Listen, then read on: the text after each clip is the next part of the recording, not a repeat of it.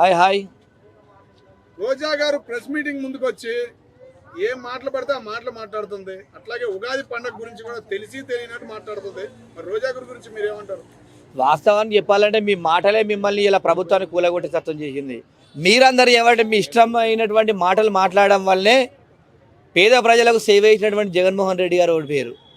ఇలా మీరు ఇష్టానుసారంగా మాట్లాడు, అధికారం ఉన్నప్పుడు అదే భాష మాట్లాడు, అధికారం లేనప్పుడు కూడా అదే భాష మాట్లాడితే గిట్ట రాబోయే రోజులలో రాజకీయ సమాధి అయ్యే అవకాశం ఉంటుంది. ఎందుకంటే ఇలా ప్రజలు మిమ్మల్ని నమ్మి మీకు ఓట్లేసి అధికారం ఇచ్చినప్పుడు, ఇలా ప్రజలు ఓడగొట్టినప్పుడు ప్రజల పక్షాన్ని నిలబడాలి. ప్రతిపక్షంలో ఉన్నారు కాబట్టి ప్రజా సమస్యలపైన అవగాహనతో మాట్లాడితే మంచిగా ఉంటుంది తప్ప కానీ నోరు ఉంది కానీ ఇష్టం వచ్చినట్టు మాట్లాడితే అందరికీ నోరులు ఉన్నాయి, అందరూ కూడా మాట్లాడతారు.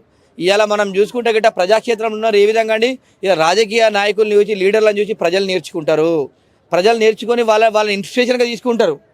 అలాంటి ప్రజాప్రతినిధులు ఇలా ఇష్టం వచ్చినట్టు మాట్లాడితే గిట్ట రాబోయే రోజులలో, ఎందుకంటే తెలుగు ప్రజలు చాలా తెలివైన వాళ్ళు, ఎవరికి ఎప్పుడు అవకాశం ఇవ్వాలి, ఎప్పుడు ఓడగొట్టాలని చెప్పి తెలియజేస్తారు.